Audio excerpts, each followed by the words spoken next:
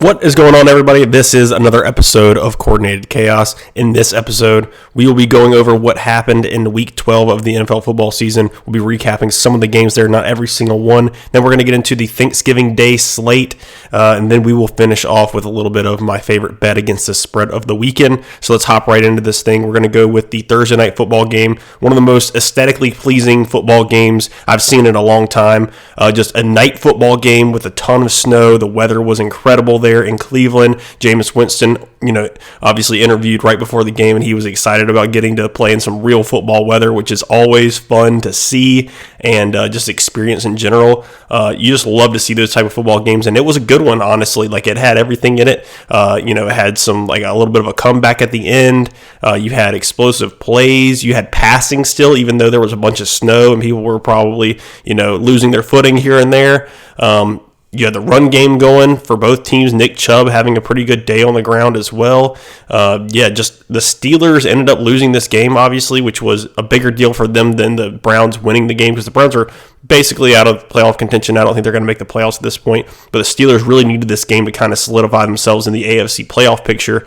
Obviously, I still think they have a great chance of still winning that division because they do have the head up division tie against the Ravens there. So that's a big win for them, a couple weeks ago, or was that last week? One of the two. But either way, them dropping this division game to the Browns does not bode well for them going forward, because if the Ravens continue to win, which they got a big win this weekend as well. So we'll get to that in a little bit later, but yeah, the Steelers really couldn't afford to drop this game because the Ravens are still kind of on their tail right now. But yeah, the Steelers, man, I thought they really had the game won, and then they let Jameis Winston come down and score essentially like a game-winning touchdown. So very good game on Thursday Night Football. Couldn't ask for a better one, really, considering all of the aspects and the atmosphere of the game. It was just awesome. None of the fans left the stadium. They were locked in, and that just shows you the fandom in Cleveland. To just they were the 2-8 football team at that time, and for them to stick around with the inclement weather, just shout out to them. Yeah, next game, Titans versus Texans. This one, the only reason I'm really even going to say anything about this one is just the fact that the Texans lose this game. And this is a trend we have continued to see over the past few weeks, is the fact that the Texans are just not as good as most people probably think they are based on their record and just like the way that, like, if you look at the stat sheet after the game, you're like, okay, CJ Stroud had a decent game. Joe Mixon went crazy. He almost does every single game. Nico Collins had a good game. Tank Dell, blah, blah, blah. They have players, obviously, but it looks like Bobby Slowick has run out of ideas on that offensive side of the football. D'Amico Ryans is doing everything he can on the defensive side of the ball to kind of supplement the fact that the offense is struggling a bit. I think this is a little bit of the fact that CJ Stroud is not involved in calling the protections. Apparently they have kind of given that responsibility to the center there, which is Juice Scruggs in Texas there. And I think this is a thing that kind of plagued the Eagles last year, where obviously you had Jason Kelsey calling the protections for Jalen Hurts in Philadelphia. And I think it sometimes they can be not on the same page when it comes to where the hot reads are, where they anticipate the blitzes coming from. So if they're not communicating exactly what that is, things can go a little bit haywire, and I think that's happening a little bit with C.J. Stroud and the offensive line of the Texans. The communication's not there. C.J. Stroud doesn't exactly know where some of the blitzes are coming from because of the lack of communication between the O-line and him, and so I think the Texans are struggling a little bit here on offense, and it'll continue that way unless some things change offensively, schematically. We'll see if they can kind of do it as they go, play it by ear, but I just don't like the way it's trending right now. They've kind of been trending down for the last couple of weeks. They've had some close games, and now they've had a pretty bad loss, considering how many interceptions and turnovers that the Tennessee Titans afforded the Texans, and they still ended up losing the game. So that's a tough one. That's the second one this year where obviously Jared Goff threw 5 interceptions in that game against the Texans, and they still were able to find a way to lose it. So that's it just does not bode well for probably the vibe around the team at this point. Next game, Chiefs versus Panthers. This one was closer than anybody anticipated. Bryce Young actually looks really good in this game for the first time in a long time. He's actually been pretty decent since the benching, and this game was like the amalgamation of it all. He played very well in this one. He was actually throwing some like frozen ropes out there, some like 30-yard out routes that you just wouldn't see him even really attempt, or if he did, it was way off target. The accuracy seems to be back. The arm strength seems to be kind of there. It's just a matter of we'll see if this is like sustainable and if he can maintain this level of play. If he does, and I think they're going to move forward with him as the quarterback of the future. So that looks good for him. Obviously, Chiefs still get the job done here. Takes the last drive of the game with like a minute 40 left or something like that to go down the field and score in order to beat the Panthers in Charlotte. So it was a good game. I had a couple of friends there.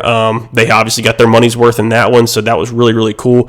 Chiefs, though, a little concerning considering it's every single week now that they're either like not covering their spread. It's always coming down to like the last possession. It's so many games this season have just been decided by one score or less, and so it's a little concerning. But at the same time, you're like they're battle tested. They know how to win a close ball game, so it's like that give and take of like how do you really perceive the way things are going right now. I personally it's a little bit similar to what happened last year with the Eagles, where they started out like 10-1. Everything like looked okay at surface level. They were winning these ball games, close ball games, a lot of them. But I think there was like a feeling inside the building that like, man, we're not as good as our record is, and maybe the Chiefs don't have that this year, and obviously the Eagles had a lot more like dysfunctionality going on with the coordinators and stuff last year that attributed to the complete collapse at the end of the season. I'm not saying the Chiefs are going to completely collapse, but maybe the Chiefs aren't as good as we think they are based on their record. So that's just something to monitor going forward. Next game, Cowboys versus Commanders. This game was absolutely insane. Very little scoring in the first 3 3/4 of the football game, essentially. Like, I think there was like 5 minutes left when there was like 1 billion points scored, obviously, in this one. The first thing that kind of kicked it off was they kicked the ball, so Washington scored a touchdown to kind of like get themselves back in the game. And then they kicked the ball off, and Kevontae Turpin takes a kick return back for a touchdown. Just a crazy move. He like fumbles the ball, has to go back for it, then comes back and does a crazy spin move, takes it up the sideline, touchdown.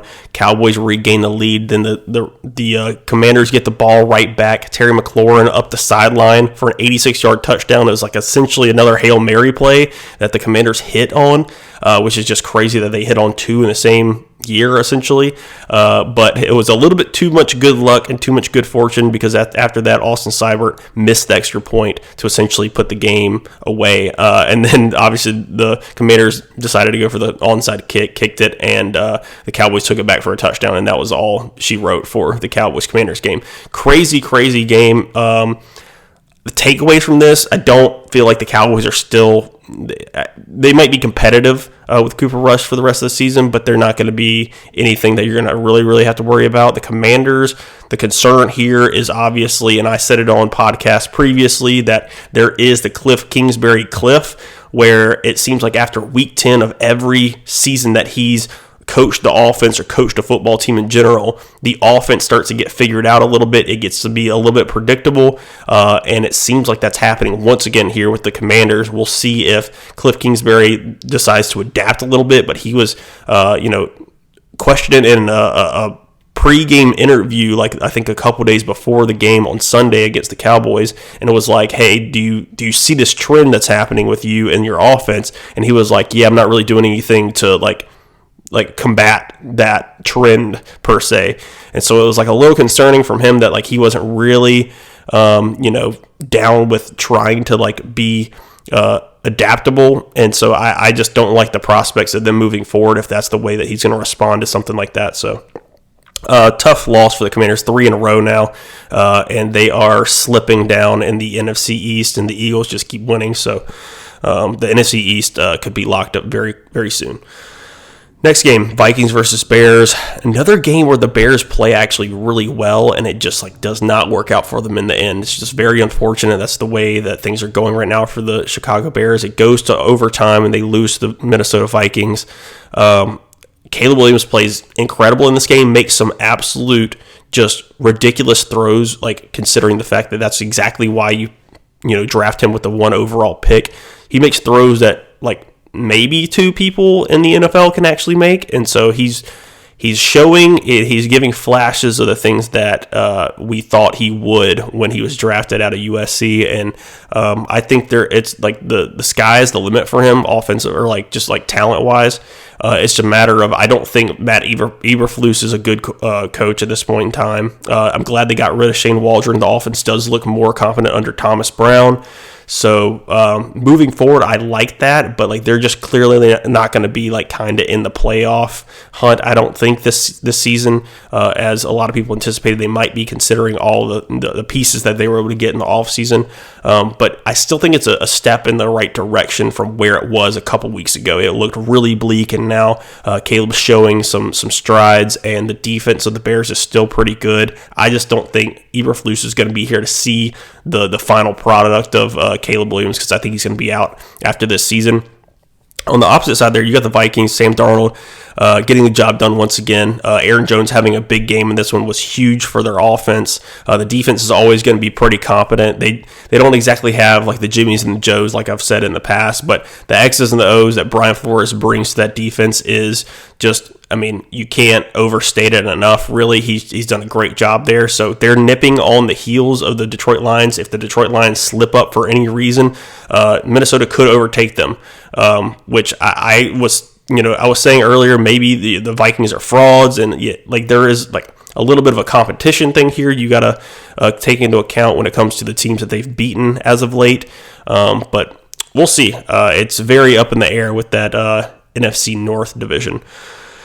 Next game, Cardinals versus Seahawks. This one was essentially for the lead in the NFC West. This was a big game, and Seattle pulled it out. It was not a very pretty game. Both teams did not play super good in this one, but it looks like the Seahawks defense is taking strides, and it looks like they're going in the right direction. The stock is rising for them. Looks like McDonald is really starting to, like, his scheme and his system is really starting to settle in with the players, and they're starting to understand certain concepts and things of that nature that made his defense in Baltimore so good last year.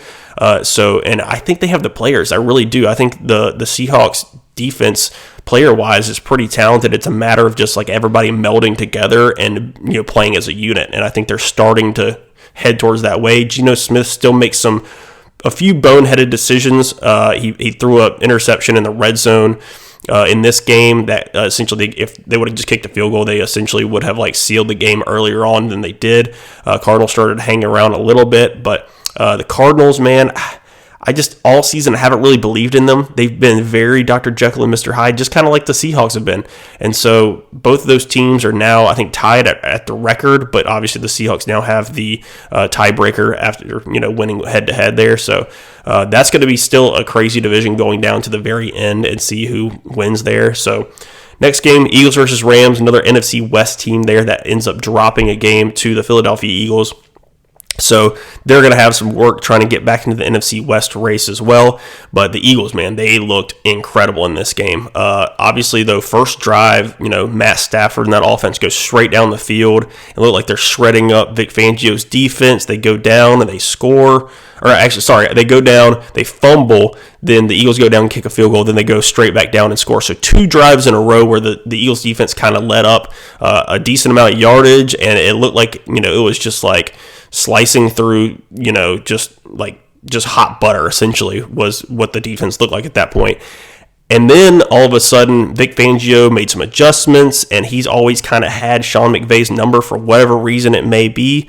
And man, the defense then from then on out just completely shut them down. And then the offense got rolling for the Eagles. Jalen Hurts did miss a big throw to Dallas Goedert for a touchdown, but they were able to kick a field goal in that possession. And then essentially they were able to get the ball right before half, go down and score a touchdown with A.J. Brown. Then they got the ball back at half, and I think it was the first snap in the third quarter, Saquon Barkley rips off like a 70-yard touchdown run, and essentially the game kind of blew open from there. Then Saquon had another touchdown run later on in the game. The dude just went absolutely nuclear. He has now entered the conversation for league MVP, not just like offensive player of the year, which he probably already has wrapped up at this point, but he legitimately is in talks for league MVP at this point, which has just been a QB award for the last 10 plus years at this point. So the fact that he's even in conversations right now just tells you exactly how good he's been playing. He has been playing. I mean, his statistics are absolutely astronomical. I mean, he had 302 scrimmage yards in this game. He had 255 rushing yards himself. Just a crazy player, but just been really carrying the Eagles' load for the past, however many weeks now. I mean, basically the entire winning streak since the bye week. I think it's 7 straight wins that the Eagles have, and they get the Baltimore Ravens this upcoming weekend, which is going to be really interesting. But man, Saquon doing it all. Jalen Hurts just managing the football game, which is what he essentially. That's what I've been clamoring for him to do. Is just you don't have to play hero ball. Just be a manager and get the job done. Don't turn the ball over, and somebody's going to make a play. The defense is going to make a play. There's just too much talent on the Eagles for you to just kind of like try to force things and make a turnover. So Jalen Hurts managing the football game, not doing too much, picking up big third downs with his legs, which is exactly what he's there for.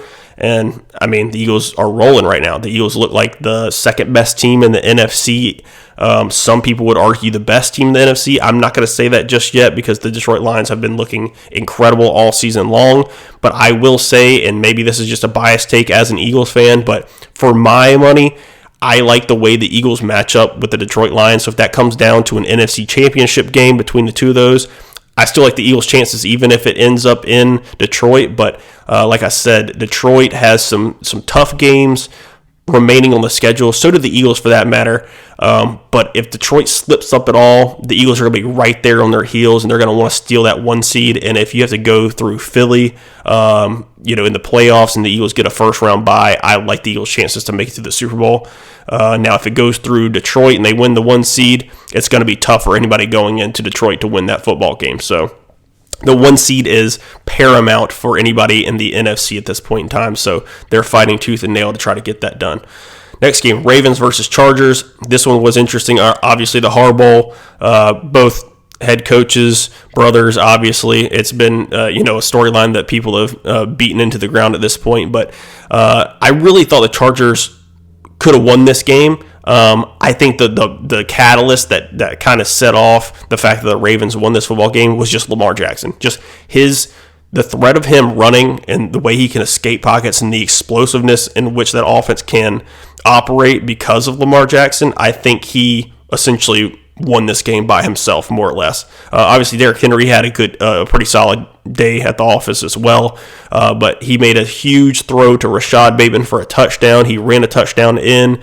I just think, like any other team that goes up against this Chargers defense, which has been really good all season, they really keep everything in front of them. But like the explosive factor of the Ravens offense and what Lamar Jackson's capable of doing really just kind of spelled the end of it for the Chargers defense in this one. And Justin Herbert was trying to do everything in his power to get them back in this game, but he fell short just a little bit. I still think the Chargers are a very good team, and I'm going to, have a little bit to say about them a little bit later as well. So that pretty much wraps it up for the recap. Let's go on to the Thanksgiving slate. The first game of the day, we have the Lions versus the Bears.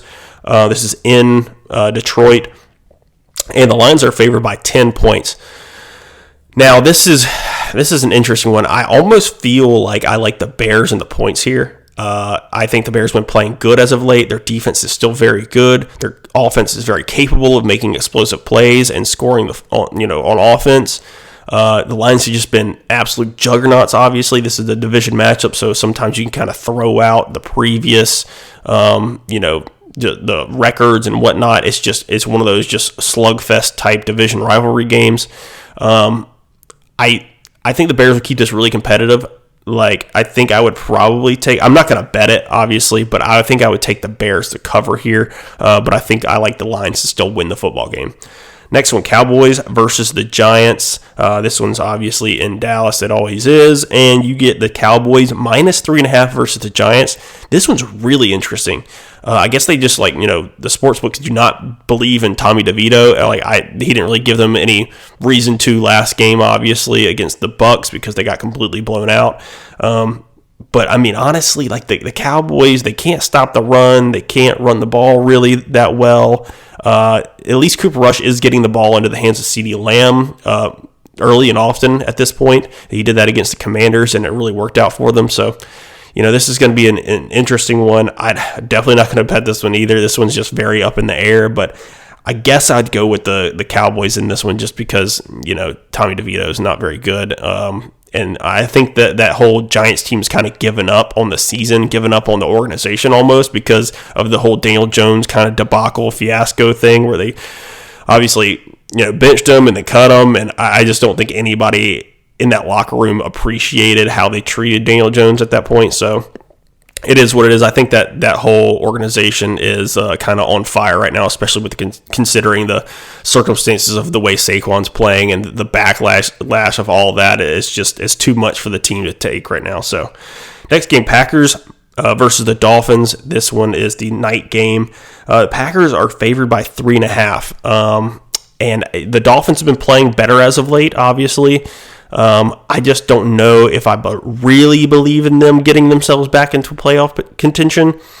And I think the Packers are ready to start making a little bit of a run here. And so I like the Packers to win this game. I think I would take them to cover the 3.5 as well. So this will be a very fun one because it could be very high scoring, very explosive on both sides of the field there. Neither defense I'm super scared of, and so I think there could be quite a bit of scoring in this one. All right, let's go to the end here. Favorite bet against the spread this weekend, and I like the Chargers minus 2.5 versus the Falcons. It is in Atlanta, so it's a little bit of a weary situation there, but for my money, like I was kind of explaining earlier about the Ravens and their explosive elements, that is something that the Falcons offense actually lacks. They don't really have pass it or a big time deep passing game.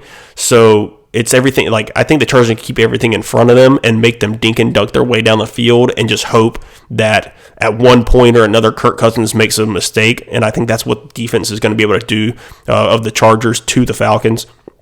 So I like the Chargers to win this football game and cover the 2.5 point spread. I think they can win by a field goal. I think they're going to be mad about the loss, obviously, at home to the Ravens. I think they're going to come into Atlanta and they're going to win that football game and cover there. So that pretty much wraps it up for this week's episode. I appreciate everybody watching. I missed my co-host and Haj Burkhart. He was home for the holidays, obviously, and so I had to do this one solo dolo. But for the most part, I appreciate everybody tuning in once again. Follow on all the socials, YouTube, TikTok. We're on both, and follow for the bets that I'm going to put in later on in this week. And we will talk to you next week. Peace.